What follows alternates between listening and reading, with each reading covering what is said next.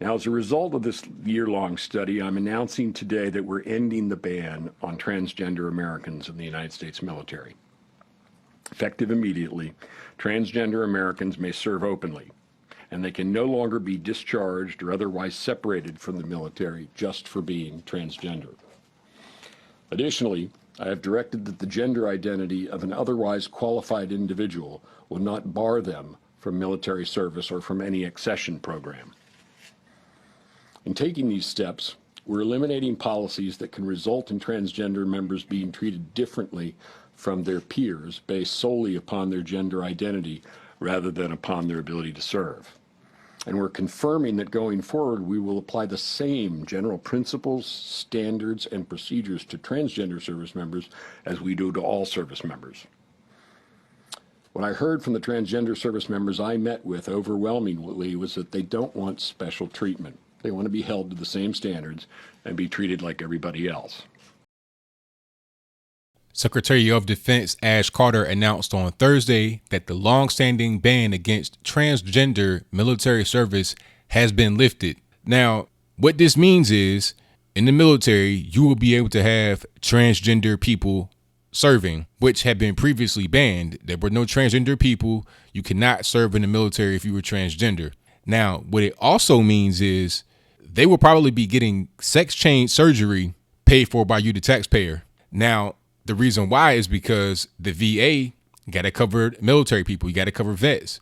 And if you are able to get VA treatment and they're allowing you into the military as a transgender person, then where does the actual treatment stop and where does it start? Are they going to say that your need to be a man or a woman in the general upkeep of that? Like, let's say you have your penis removed and have it made into a vagina. Now, with any kind of upkeep of that, that's going to be a medical procedure, obviously.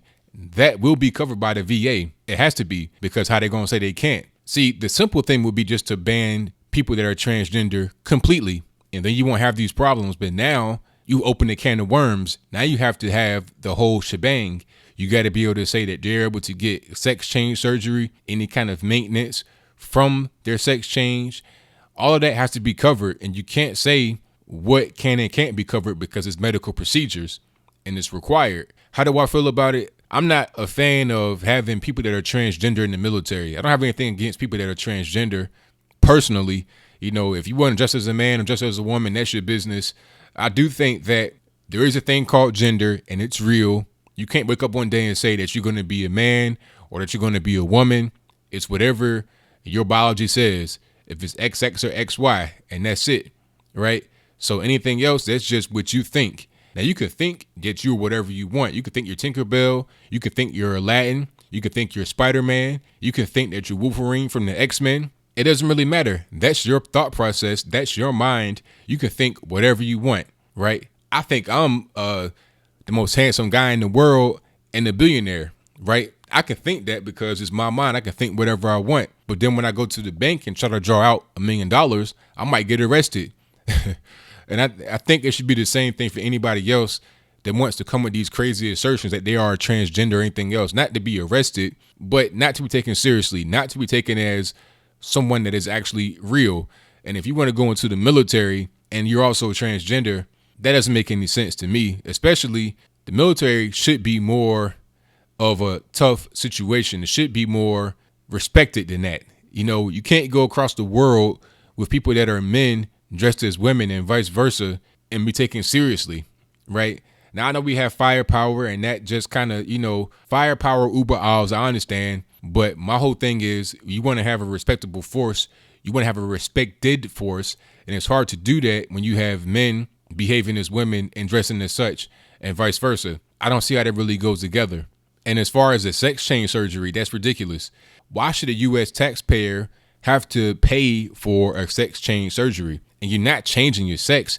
You're just making your body look more like a man or a woman, or making it feel more like a man or woman to you. Because a lot of these people that are transgender don't really look like men or women. That's just what they feel. That's just what they identify with.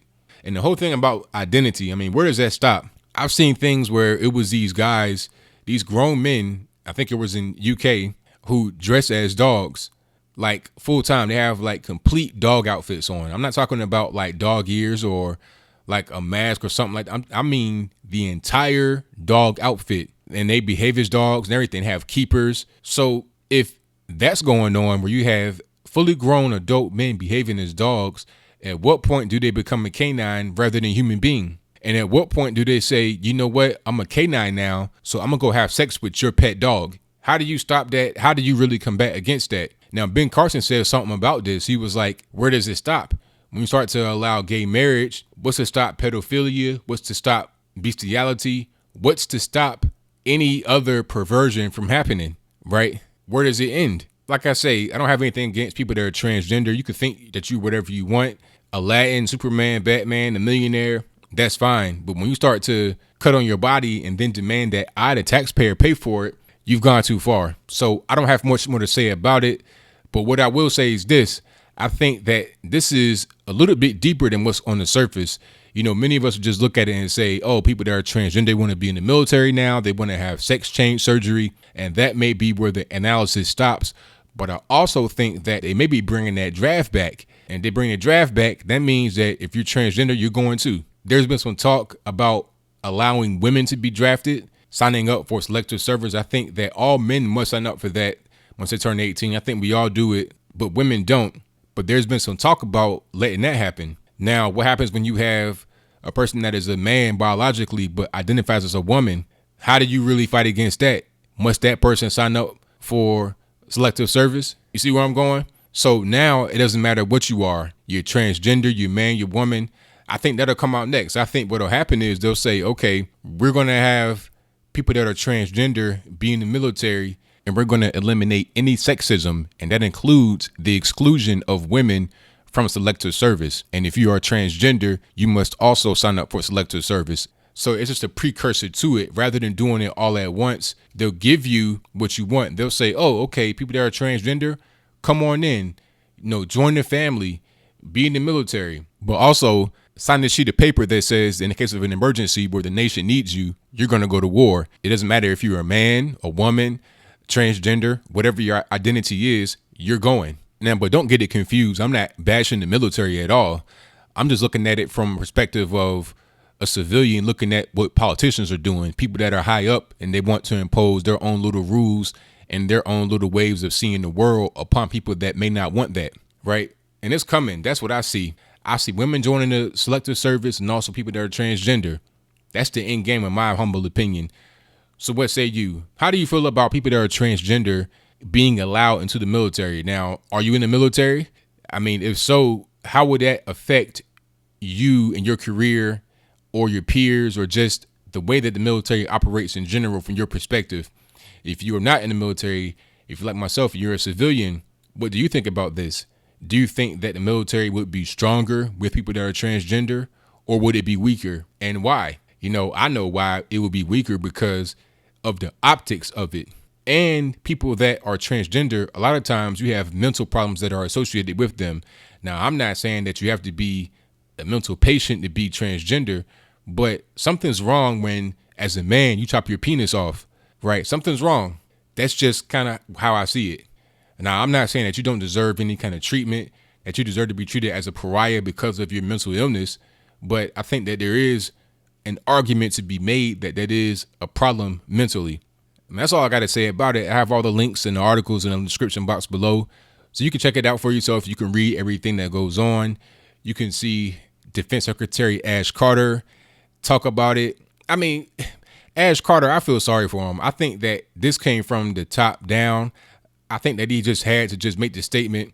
When I saw him make the statement, I saw a broken and defeated man. I really felt bad for him making that statement. But hey, he's the guy that's on the front line. He's an Indian and must take that arrow. So be it. That's your job, is what you signed up for. So here you are. But that's all I got to say.